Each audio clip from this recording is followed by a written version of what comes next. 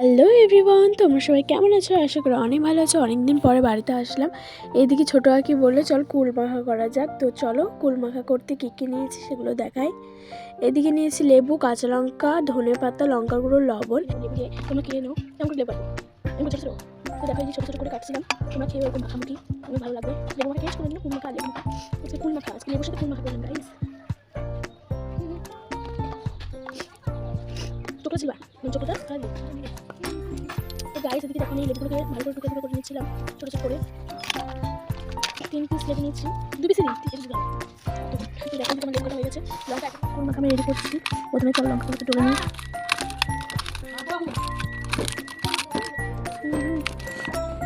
তো দেখো এদিকে আমি ভালো করে ধনে পাতা ভালো করে লঙ্কার গুঁড়োটা কম দিচ্ছি।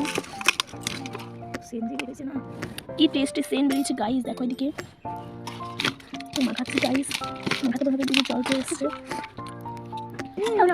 দেখো গাইস কুল মাখা প্রায় রেডি। চলো খেয়ে টেস্ট করে দেখি। তোমরা জানি তোমাদের লোভ রাখ। এদিকে আমি আর আমার কাকি খাচ্ছিলাম কুল মাখা। তারপরে পাখি আসলো, তো পাখিকেও দিব এখন।